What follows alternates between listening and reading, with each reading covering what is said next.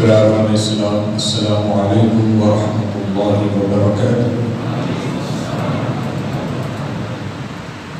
الحمدللہ تبارک و تعالی والصلاة والسلام علی رسولہ الاعلی، اما بعد فاعوذ باللہ من الشیطان الرجیم، بسم اللہ الرحمن الرحیم، وتعاونوا علی البر والتقوی، صدق اللہ العظیم۔ اعلی حضرت امام اہل سنت الشاہ امام احمد رضا خان فاضل عجم و عرب ارشاد فرماتے ہیں، اے رضا ہر کام کا ایک وقت ہے، دل کو بھی آرام ہو ہی جائے گا۔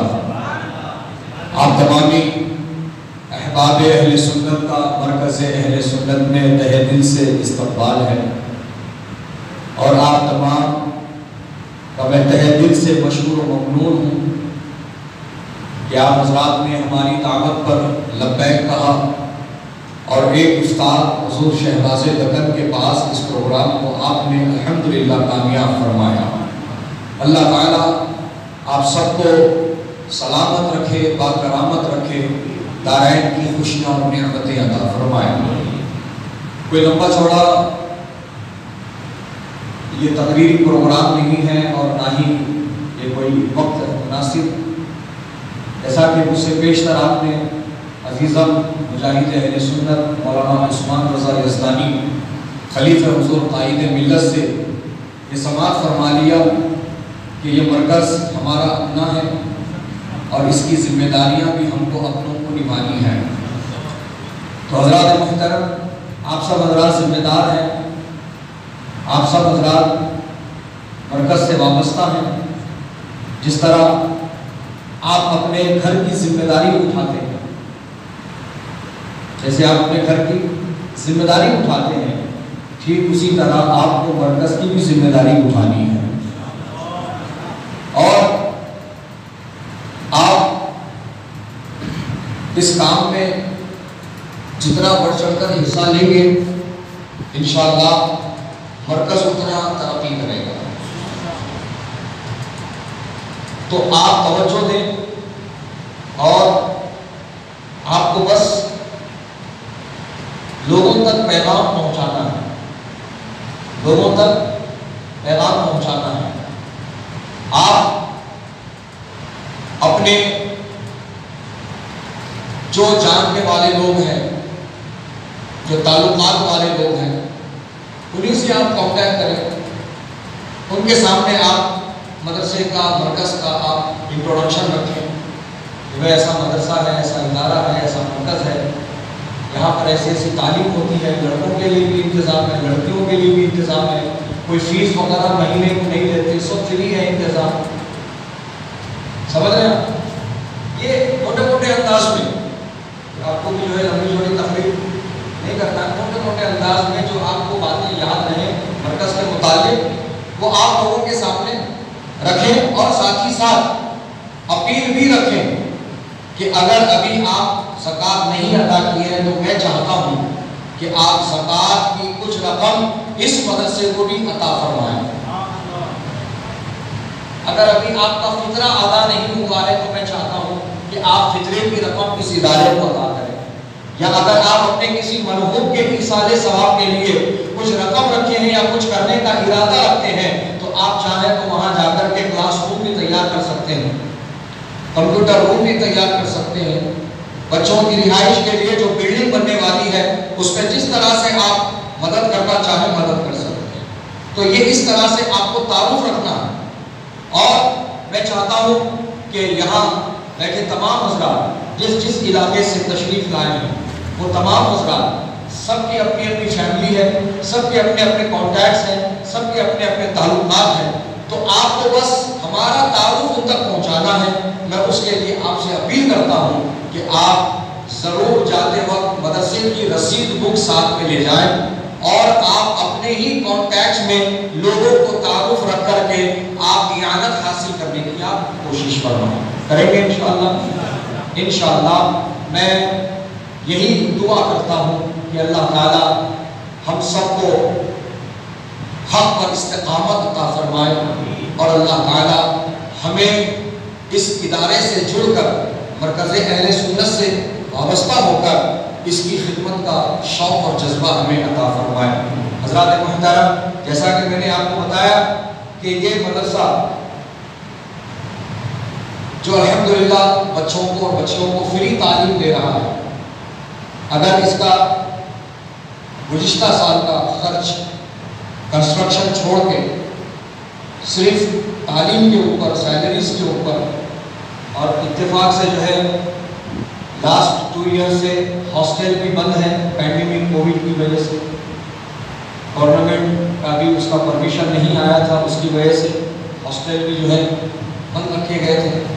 تو اب ہو سکتا ہے کہ اگلے سال سے مدرسہ ہاسٹل کے ساتھ چلے۔ الحمدللہ اپنے پاس ہاسٹل ہے فیسلٹی بچوں کے لیے، اور جتنے بھی آؤٹ آف اسٹیٹ سے بچے آتے ہیں ان سب کو ہاسٹل پرووائڈ کیا جاتا ہے، اور جو سٹی کے بچے بھی ہاسٹل میں رہ کے پڑھنا چاہتے ہیں ان کو بھی ہاسٹل پرووائڈ کیا جاتا ہے۔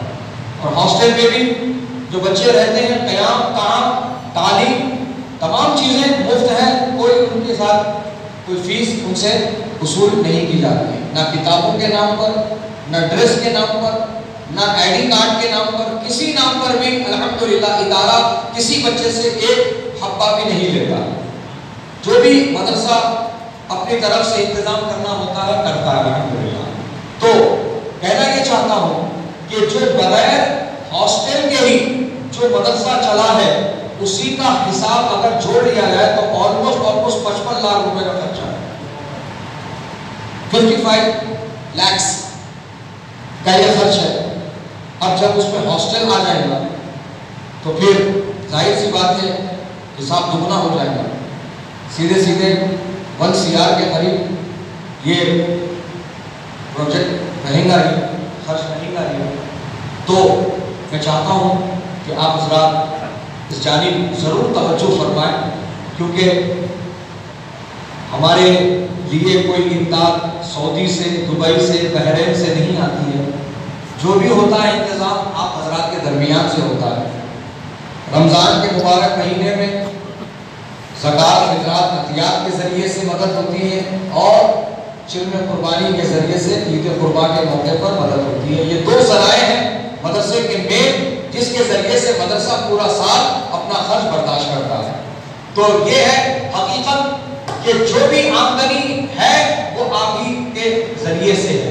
اس ادارے کے جو بھی اخراجات پورے کیے جاتے ہیں وہ آپ حضرات ہی کے مدد سے پورے کیے جاتے ہیں۔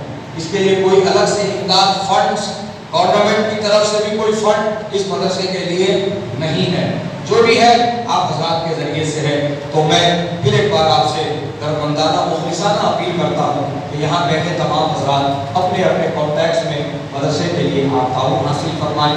یہ نہ سمجھیں کہ میں کسی پر احسان کر رہا ہوں، نہیں، بلکہ آپ نیکی کے کام میں آپ جو ہے مددگار ہو رہے ہیں۔